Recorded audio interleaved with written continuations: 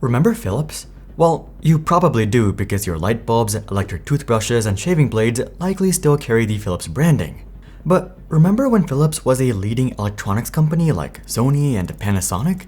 They were crushing it with TVs, speakers, cassette players, radios, and a bunch of common everyday electronics. In fact, Philips Electronics used to be one of the largest electronics companies in the world back in the late 1900s, but since then, things have taken a turn for the worse. Within just the past 15 years, Philips' revenue has fallen from over 30 billion to less than 20 billion. And throughout this entire time, Philips' net income has been more or less just break-even, as Philips slowly bleeds market share in one industry after another. Their stock actually did relatively well during the pandemic boom, but since then, it too has fallen back to reality, crashing nearly 80%. Today, Philips has fallen all the way down to number 36 when it comes to the world's largest electronics companies. But Philips wouldn't even want you to refer to them as an electronics company. In fact, in 2013, Philips purposely dropped the word electronics from their name as they admitted defeat and signaled a new focus for the company. It's not like things have been going much better for Philips outside of electronics either though. At this point, Philips doesn't even make much of the stuff that's sold under the Philips brand, and I don't just mean from an outsourcing perspective. No, Philips has literally sold off many of their most iconic businesses altogether. For example, in 2021, Philips sold their appliance business to a Chinese private equity firm for $5.2 billion. So whenever you see a Philips branded refrigerator, washing machine, coffee maker, or air fryer, know that Philips has nothing to do with it. It's actually operated by some Chinese investment firm that bought the rights to the Philips branding. So here's the rise and fall of one of the most iconic electronics companies of all time, Philips.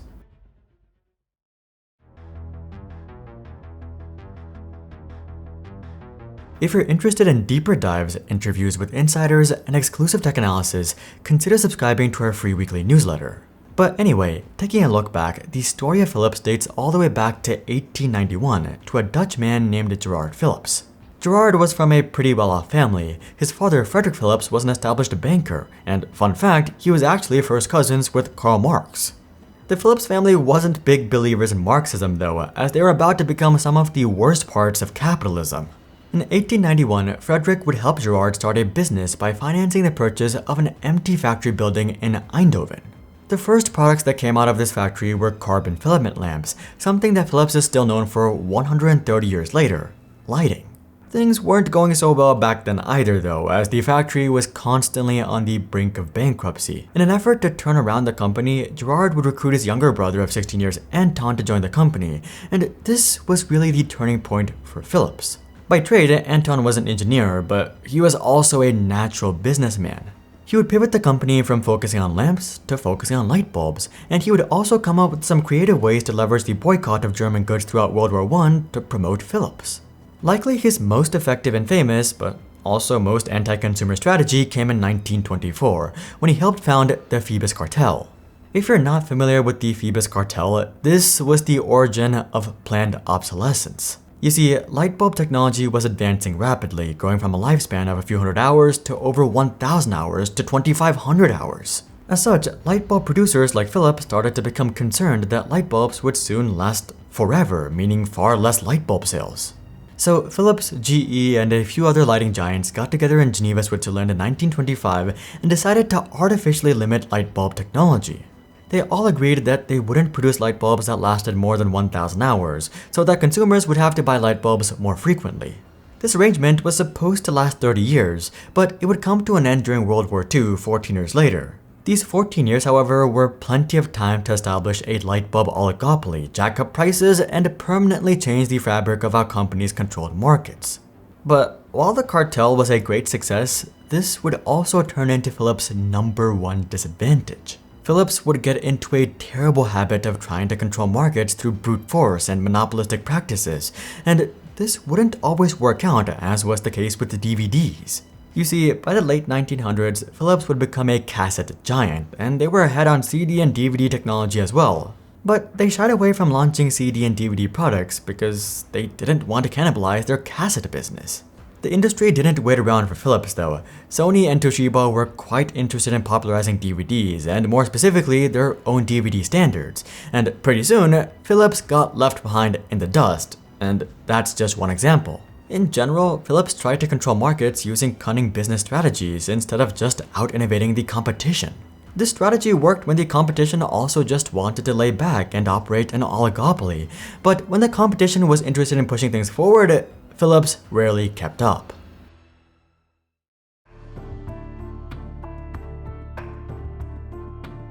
Philips didn't just stick to making light bulbs forever. They would expand into dozens and dozens of industries. In 1920, they started manufacturing vacuum tubes. In 1927, they would pioneer the radio industry.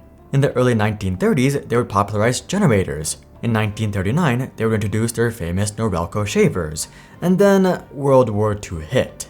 Germany would go on a rampage, taking over entire countries and all of their companies and resources. And one of the affected countries was, of course, the Netherlands. Seeing the rise of Germany, the Philips family kind of knew that this was a possibility, and they were actually prepared for exactly this. Just one day before Germany invaded the Netherlands, on May 9, 1940, the Philips family cashed out on the company's resources and fled to the US. From there, they would open up the North American Philips Company, and miraculously, they would survive the war, and they would return to the Netherlands with a new vigor. In 1949, they began selling TVs. In 1950, they entered the records industry. In 1954, they expanded to South America.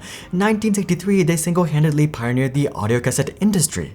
And in 1972, they single-handedly pioneered the videocassette industry.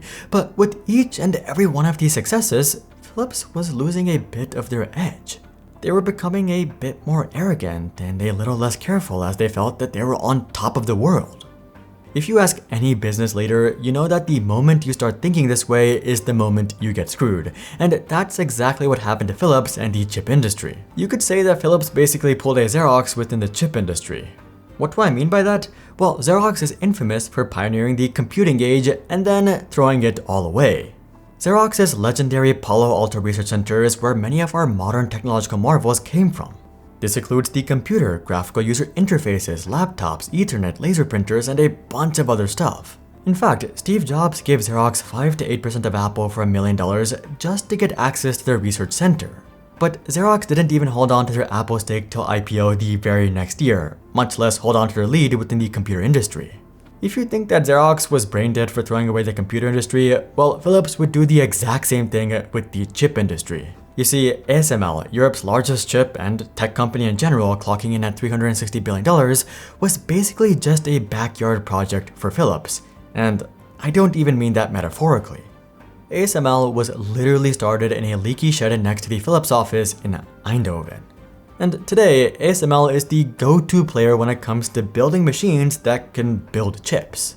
But Philips sold off their entire stake in the company by the turn of the century. And funnily enough, ASML wasn't the only multi-hundred-billion-dollar chip company that Philips gave away, as they also gave away TSMC. Philips was not only TSMC's first investor, but also their lifeline when it came to credibility within the chip industry. And in return, TSMC would give Philips a 27.5% stake in TSMC. Philips, however, would sell off all these shares by 2008. For perspective, TSMC stock has 13x'd since then, and TSMC is now a top 10 company worth over $700 billion. All Philips had to do to stay one of the largest electronics companies in the world was hold on to their ASML and TSMC stakes, which they very much earned given their involvement in these companies. But instead, Philips pulled a Xerox.